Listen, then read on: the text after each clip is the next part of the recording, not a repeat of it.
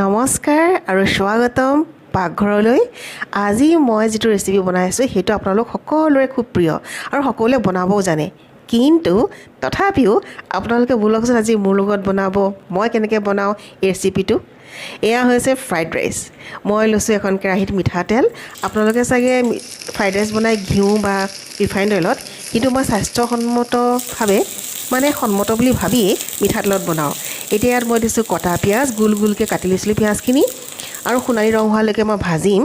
এনেকুৱা কৰিলে কি হয়, পিঁয়াজখিনি দেখিবলৈ ধুনীয়া লাগে আৰু ৰিং ৰিং হয় যে মই বৰ ধুনীয়া দেখোঁ। ইয়াত দিছোঁ মই অকণমান চফ মই এইকাৰণেই দিওঁ যে হজম হোৱাত সহায় কৰে। আৰু ইয়াত এতিয়া মিহলাম আমি কটা পাচলি আপোনালোকে নিজৰ সোৱাদ অনুসৰি দিব, পচন্দ অনুসৰি দিব, কিন্তু এটা কথা, পাচলিবোৰ কিন্তু সৰু সৰুকৈ কাটিব। মই ইয়াত দিছোঁ বিন, ফুলকবি, গাজৰ আৰু বন্ধাকবিও দিম। মই গোটেইখিনি পাচলি সৰু সৰুকৈ কাটিছোঁ। বন্ধাকবিখিনি পাতল পাতল আৰু দীঘলকৈ কাটি লৈছিলোঁ। এয়া চাওক, মই ভাজি আছোঁ আৰু এইখিনি ভজা হোৱা পাছতে দি দিলোঁ আমাৰ গাজৰখিনি। এটা কথা খুব মন কৰিবলগীয়া, যেতিয়া আপোনালোকে ফ্ৰাইড ৰাইচ বনায় সদায় হাই ফ্লেমত বনাব, তেতিয়াহে ৰেষ্টুৰেণ্ট ষ্টাইলৰ ফ্ৰাইড ৰাইচৰ সোৱাদটো পাব। এয়া দি দিলোঁ বন্ধাকবি, আৰু এতিয়া ভালদৰে গোটেইখিনি পাচলি মিহলাই লওঁ। এয়া চাওক, ভালদৰে পাচলিখিনি মিহলাই লৈছোঁ। এতিয়া ইয়াত দিম সোৱাদ অনুসৰি নিমখ আৰু হালধি।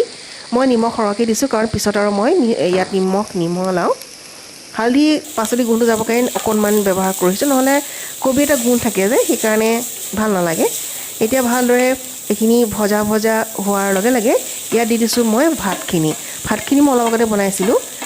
আচলতে মই দাইল ভাত ভাজি খাম বুলি ভাবিছিলোঁ, কিন্তু মোৰ ফ্ৰাইড ৰাইচ খাবলৈ মন গ'ল, গতিকে ভাজি আৰু দাইল কেঞ্চেল কৰি মই ফ্ৰাইড ৰাইচ বনাব ল'লোঁ। লগতে ভিডিঅ' ৰেকৰ্ডিঙো কৰিছোঁ আপোনালোকক দেখুৱাবলৈ মইনো কেনেকৈ ফ্ৰাইড ৰাইচ বনাওঁ।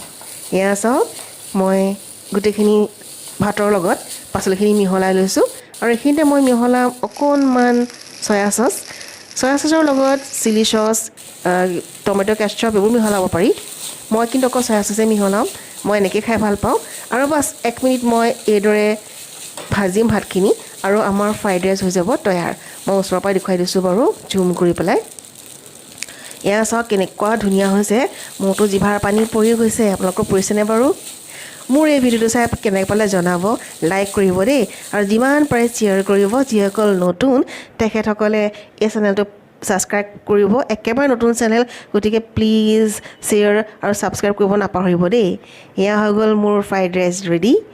কেনে পালে মোৰ ফ্ৰাইড ৰাইচ খাই জনাব।